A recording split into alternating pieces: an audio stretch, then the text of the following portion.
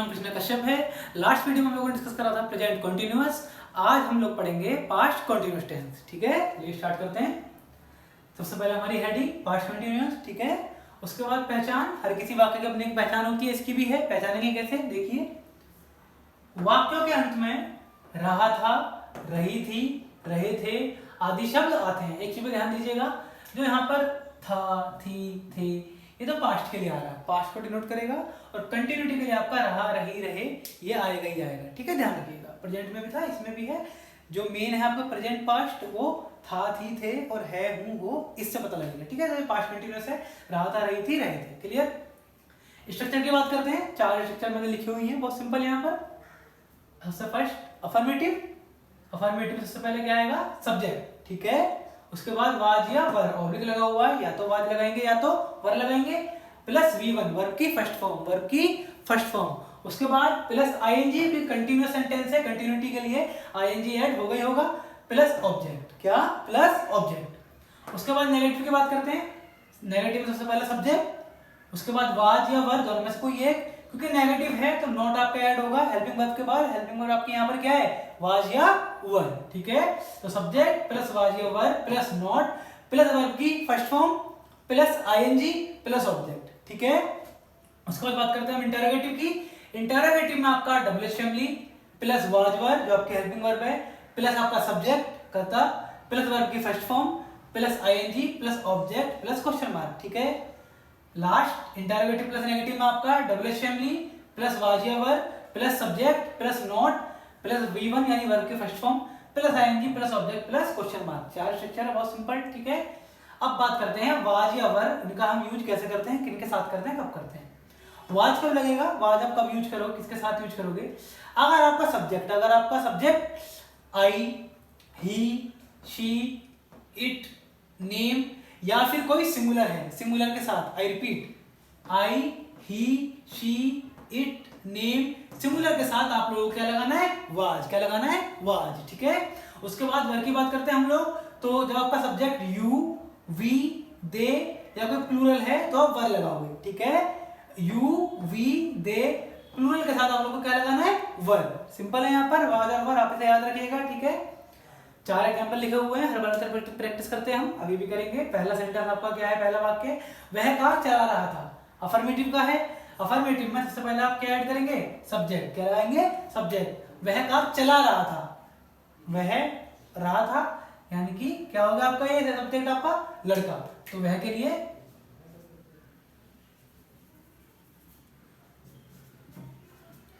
मैं थोड़ा साफ कर देता हूं।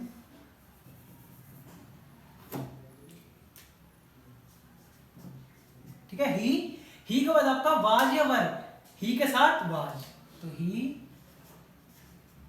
वाज। उसके बाद वर्ब की फर्स्ट फॉर्म, मूवमेंट क्या हो रही है, काम क्या हो रहा है, वह कार चला रहा था। चलाना, चलाने के लिए, कार चलाने के लिए आपकी क्या होती है, वर्ब की फर्स्ट फॉर्म ड्राइव। क्या होती है, ड्राइव। ठीक है, ध्यान रखिएगा आपके लिए भी। अब ड्राइव पे जो होता है आपका, वो होता है, ध्यान दीजिए, मैं यहां पर समझा देता हूं, DRIVE। लेकिन जब आप इसमें आईएनजी ऐड करोगे तो ये आपका ड्राइविंग हो जाएगा, ई को रिप्लेस कर देगा। ठीक है,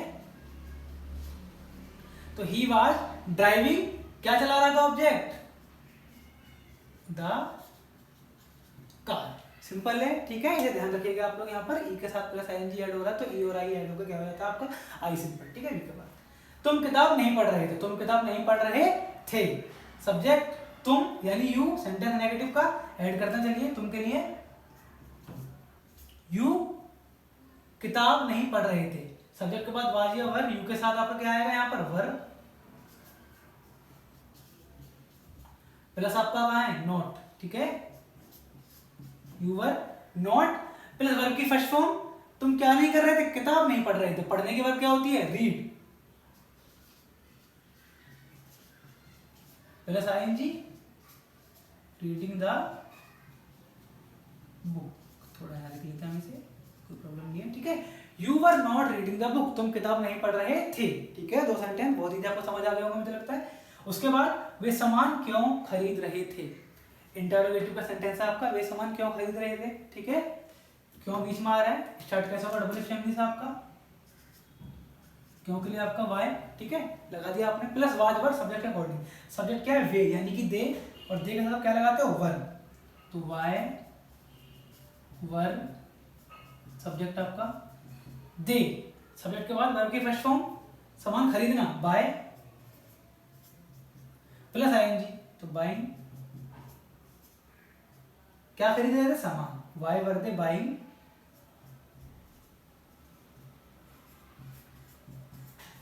द गुड्स, ठीक है, ध्यान रखिएगा, why were the buying the goods, goods सामान हो गया आपका यहाँ पर, और खरीदने के लिए आप बाय भी लगा सकते हो और परचेज भी लगा सकते हो, ठीक है, ऐसी कोई दिक्कत नहीं है यहाँ पर, कोई बच्चा अगर सोचे भैया बाय या परचेज दोनों में से क्या लगाना, दोनों लगा सकते हो आप, ठीक है, दोनों से। तुम मोबाइल क्यों खरीद रहे थे, तुम मोबाइल क्यों खरीद रहे थे, ठीक है, इसे हम नेगेटिव बना देते हैं वरना ऑलमोस्ट सेम हो जाएगा, तुम मोबाइल क्यों नहीं खरीद रहे थे, अब इंटररोगेटिव प्लस नेगेटिव हो गया है, तुम के लिए,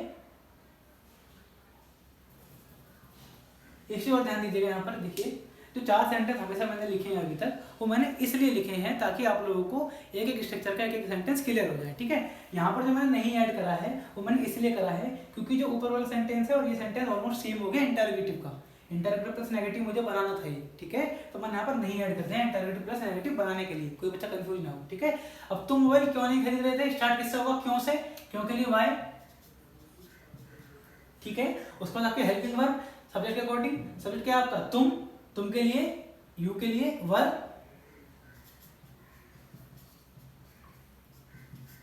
सब्जेक्ट आपका you plus not,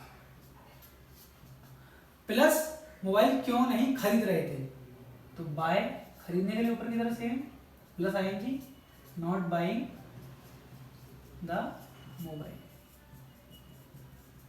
plus question mark, ठीक है, ऊपर वाले में क्वेश्चन मार्क ऐड कर लीजिए, मिस हो गया था मुझसे, ठीक है, तो ये सेंटेंस आपका मैंने क्या बताया, interrogative plus negative, why were you not buying the mobile, तो मोबाइल क्यों नहीं खरीद रहे थे, सिंपल, पहला सेंटेंस वह कार चला रहा था, he were driving the car, second sentence तुम किताब नहीं पढ़ रहे थे, you were not reading the book, तीसरा सेंटेंस वे सामान क्यों खरीद रहे थे, why were they buying the goods, चौथा तुम मोबाइल क्यों नहीं खरीद रहे थे, why were you not buying the mobile, ठीक है, 4 सेंटेंस, चारों स्ट्रक्चर के मैंने आपको समझा दिया ताकि आपको पूरा का पूरा पास्ट कंटीन्यूअस आसानी से समझ में आ जाए, ठीक है। अब इसके बाद 2 पॉइंट मैंने लिखे हुए हैं, मैं हर सेंटेंस में कोशिश करता हूँ आपको नॉर्मल यूज जो होते हैं उनसे कुछ अलग बताऊं ताकि आपकी जो नॉलेज है वो बढ़े, तो ये 2 यूज मैंने आपको बताया, यहाँ पर ध्यान दीजिएगा।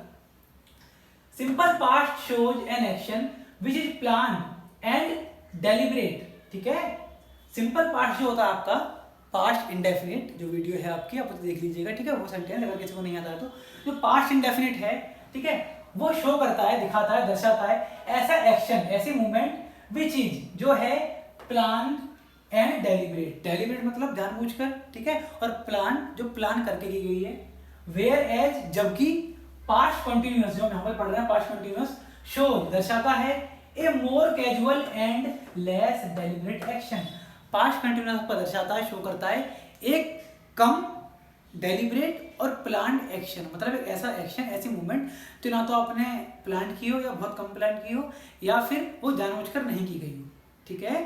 थोड़ा सा भी कन्फ्यूजन अगर बचा इसे हिंदी में बताने के बावजूद भी तो आपके लिए मैंने यहाँ पर एक सेंटेंस लिखा हुआ है, बल्कि 2 लिखे हुए हैं, दोनों से क्लियर हो जाएगा, ये इसको देखते हैं, ठीक है।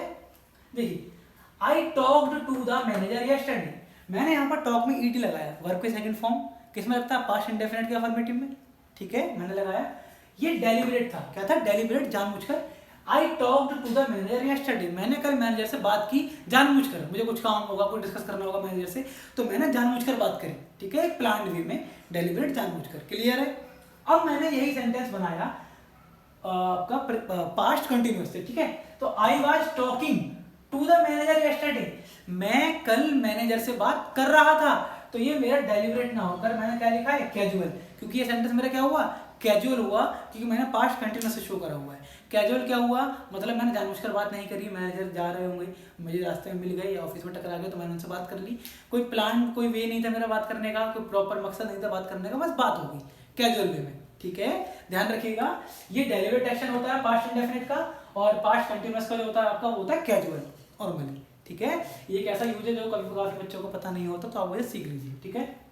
सेकंड पॉइंट मैंने यहाँ पर नोट करा हुआ आप लोगों के लिए कि इट इज यूज, यहाँ पर इट का मेरा मतलब है पास्ट कंटिन्यूअस से, तो पास्ट कंटिन्यूअस या it is use to show two actions when the previous one was going on and the latter one took place. मतलब ये जो पास्ट कंटिन्यूअस होता है आपका, ये आपका दो ऐसे एक्शन दिखाने के लिए भी इस्तेमाल किया जाता है जिसमें एक एक्शन जो होता है आपका, एक एक्शन जो होता है गोइंग ऑन चल रहा होता है, एंड और द लेटर वन बाद वाला दूसरा वाला टुक प्लेस वो हो जाता है। एग्जाम्पल देखिए, my mother was washing the clothes, यहीं पर आपको रोकता हूं मैं, मेरी माताजी कपड़े धो रही थी, व्हेन जब आई रीच्ड होम, मैं घर पहुंचा। दो काम हुए, क्या, मेरी माताजी कपड़े धो रही थी कंटिन्यूटी में, पास्ट कंटिन्यूअस में, कब, जब मैं घर पहुंचा। ठीक है, दो काम हो गए, मेरा घर पहुंचना, माताजी कपड़े धोना, ये कंटिन्यूटी में, और एक मेरा पास्ट इंडेफिनिट में, ठीक है, पहुंच जाना, सिंपल। और मैंने कनेक्ट करा दोनों को व्हेन से। तो पास्ट कंटिन्यूअस कई बार दो एक्शन को दिखाने के लिए भी इस्तेमाल किया जा सकता है, सिंपल।